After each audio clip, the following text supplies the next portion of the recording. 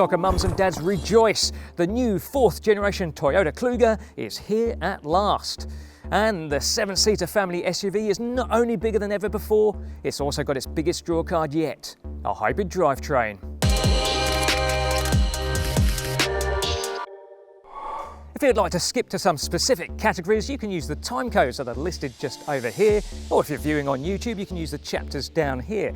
And if you find this video enjoyable or informative, preferably both, then why not hit the thumbs up button and why not subscribe?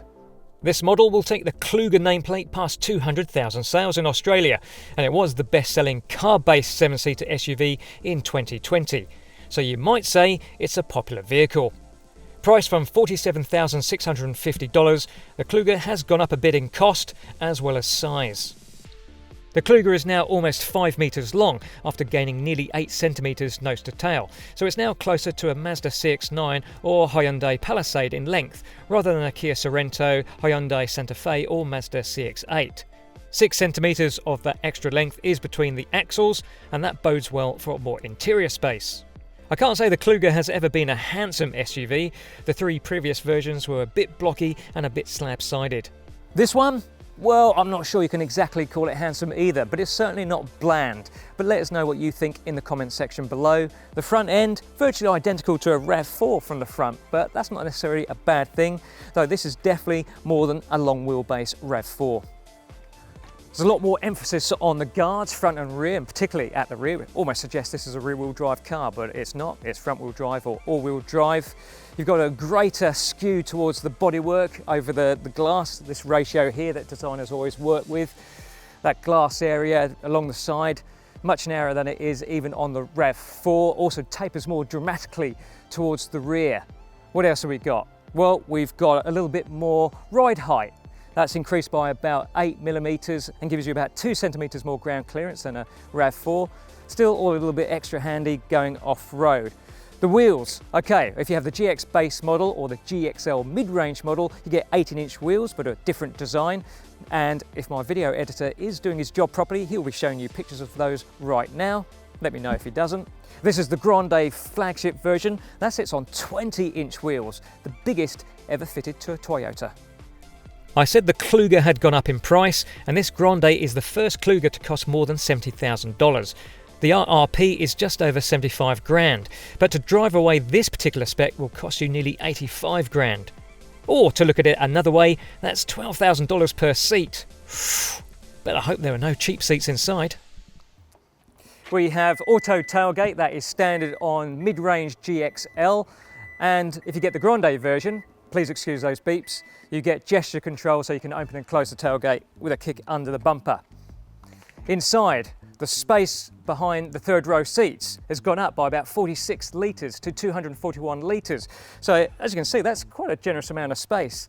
These 7-seater SUVs are not particularly generous in that respect. So you've got a bit more here than rival 7-seaters such as the Kia Sorento and the Hyundai Santa Fe, even a bit more than the Mazda CX-9, if not as much as the Hyundai Palisade, which is certainly more of a rival for this Grande Kluger than the Santa Fe.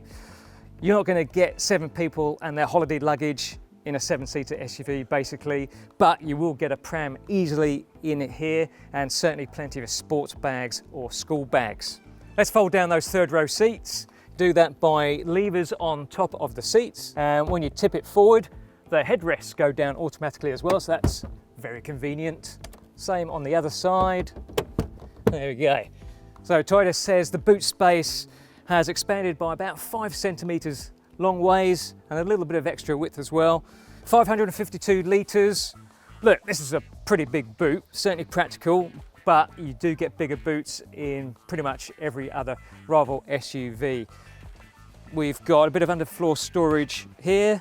Oh, okay, well, you're not actually really going to get much here, and you've got some boxes, some random stuff here. We do have a cargo blind here though, if you want to make sure that your luggage is all nice and hidden. No spare wheel here because it's under the car, right under there. Now we want to check out the third row space now, so I am going to get those seat backs into place.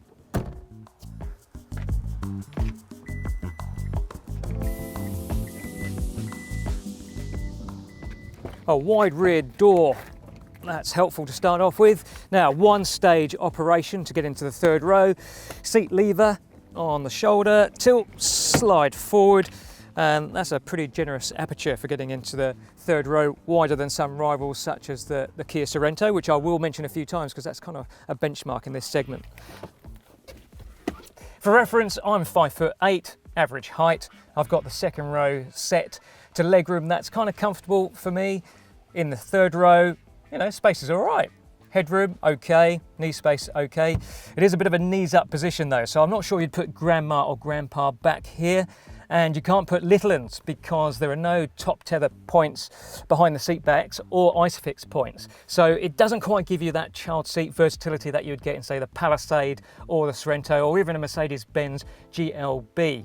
Good news, airbags. The curtain airbags, they go the full length of the vehicle right into this third row, unlike a Santa Fe or Sorento.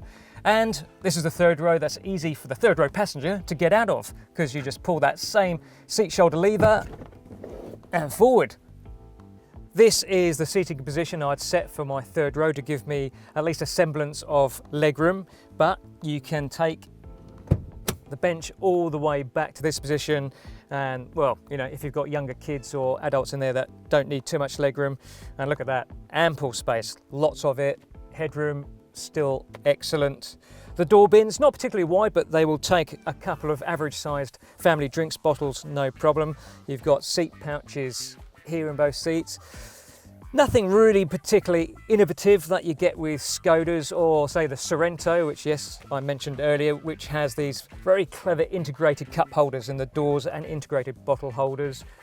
Do have a center armrest with a couple of cup holders there.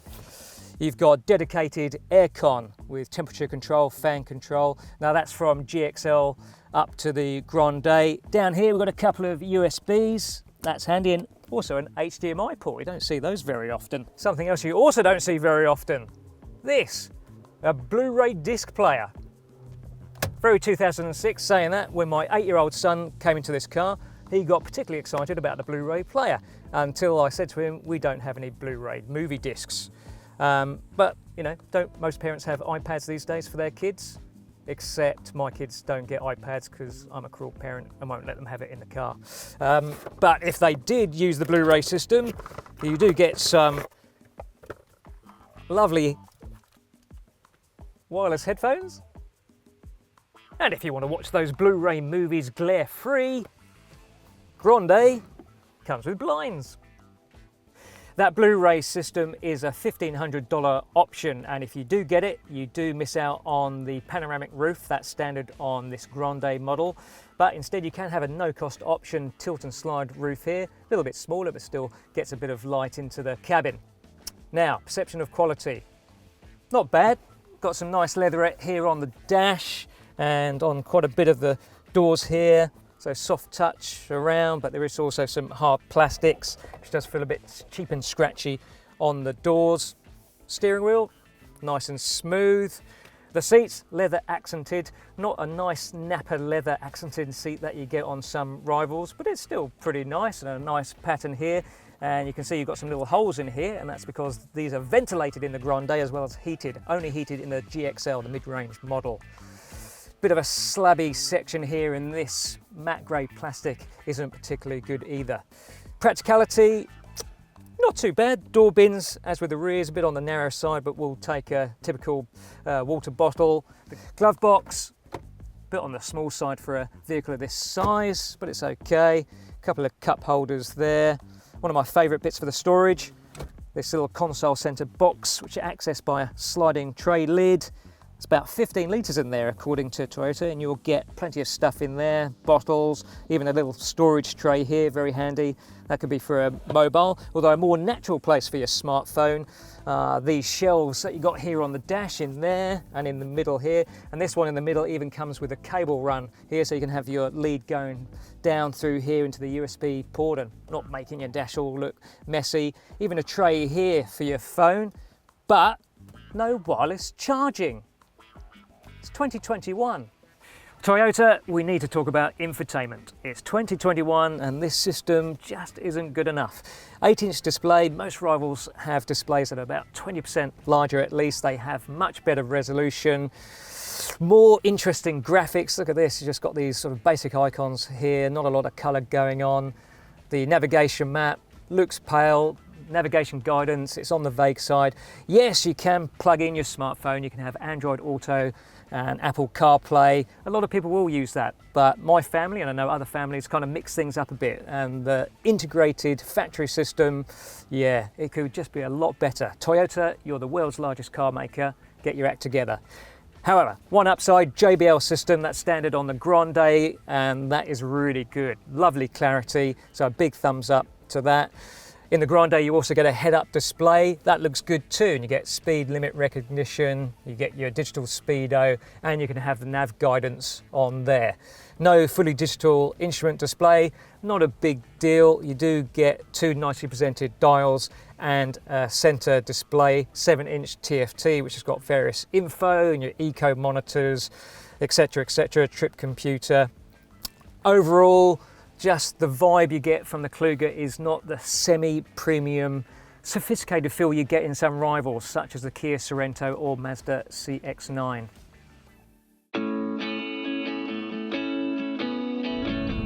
The Kluger has always been practical, but it's never really been great to drive. The last model was okay, but this new Kluger, well, it's another vehicle that has been transformed by the seemingly magical properties of Toyota's TNGA platform. This car drives just like a bigger RAV4, and that's a very good thing indeed. The ride, even on the 20-inch wheels of this Grande model, is fantastic. Super supple, smooth, really soaks up the bumps whether you're driving around town on dodgy urban roads or out on country roads. And even when there's some coarser surfaces, there's not a lot of noise coming from the tyres. The ride quality is certainly superior to a Kia Sorento GT line that also sits on 20-inch wheels. Sure, if you want a sportier feel through corners, pick a Mazda CX-9. But the Kluger steers as smoothly as it rides, and it's got absolutely ample body control for your typical family buyer. The seats are mostly comfortable, quite supple in the cushioning, but they could do with a bit more length on the cushion, just for a bit of extra under thigh support for longer journeys, or at least cushion extenders. Apologies if you're itching to learn about the hybrid system, but I'm going to talk about the V6 engines first, because they will account for about half of Kluger sales, at least initially. So again, you've got a choice of front wheel drive or all wheel drive with your V6. Why would you pick the front wheel drive? Well, that is actually the quickest Kluger at 7.5 seconds for the 0 to 100, where the all wheel drive version, despite the extra traction advantage, is 7.8 seconds. It's also the most fuel efficient of the V6 engines, but not a great deal of difference between that and the all wheel drive. And also, if conditions are wet, well, there's more chance of those front wheels spinning up. That was certainly an issue with the previous Kluger. We've only driven the front wheel drive Kluger in the dry, where traction was fine, though there was a little bit of torque steer. Something that has been added for the 4th generation Kluger is a stop-start system, and that has helped to improve fuel efficiency. Though, of course, the hybrid is still the pick for economy. The lowest fuel consumption figure for the V6 petrols is 8.7 litres per 100 kilometres, naturally the front wheel drive version. But for the hybrid, its figure is 5.6 litres per 100 kilometres. That is about half the consumption of the original Kluger from 2003, pretty impressive. You can check how you're going on economy on the display ahead. We are averaging currently about 6.3 litres per 100 kilometres. That's not bad. We've been travelling mainly around the suburbs where hybrid systems are obviously at their best, and been in the odd 80 kilometre/hour zone. So that's pretty good. And you can also check exactly what is powering the wheels variously. So if we come up here, the energy monitor here, so I'm now off the throttle. Now we've got a bit of regen braking going on to charge the hybrid battery. I'm going to accelerate and the petrol engine kicks in. Under harder acceleration, Yeah, that 4-cylinder does get a little bit vocal. Could have done with a bit more sound deadening up front of the Kluger, I reckon. You can also check your eco score. I come into this display here. I've got 82 out of 100 so far. That's pretty good. Oh, now it's going down though. Oh, bit too much throttle. Come off the throttle. 78. Oh, come on, a bit higher. Very difficult to get 100. It's also very difficult to drive the hybrid Kluger on electric power alone. I can't get beyond 30 kilometers an hour without the engine kicking in. So it is a bit frustrating, particularly if anyone that might have sampled a plug-in hybrid that allows you to drive faster and further just purely on an electric motor. But then again, you never have to worry about the hybrid battery running out of juice. The Kluger hybrid system has a combined power output of 184 kilowatts, so that improves on the all-wheel drive RAV4 hybrids, 163 kilowatts. They are related systems, but that extra power is derived from various things, including a bit of a tune-up for the 4-cylinder. And as a result, it does actually run on 95 premium unleaded rather than the 91 that the RAV4 hybrid runs on. Brake towing capacity for all Klugers is 2,000 kilograms, which is pretty decent. It's a ton less than a Prado, yes, but it's also a handy advantage over most RAV4s, up to as much as 1,520 kilos, in fact, and 500 kilogram advantage over the all-wheel drive hybrid RAV4. So the Kluger hybrid is all-wheel drive. You've got an extra electric motor on the rear axle, just as with the all-wheel drive RAV4. You've also got a trail mode on here, which can help play around with the various electronics and stability control systems to help you on gravel and dirt roads. So we did drive this car in the wet yesterday, and the all drive system wasn't fantastic for traction coming out of junctions. But that said, if you're really quite sort of serious about your off-roading, you're going to buy a Prado or a Fortuner.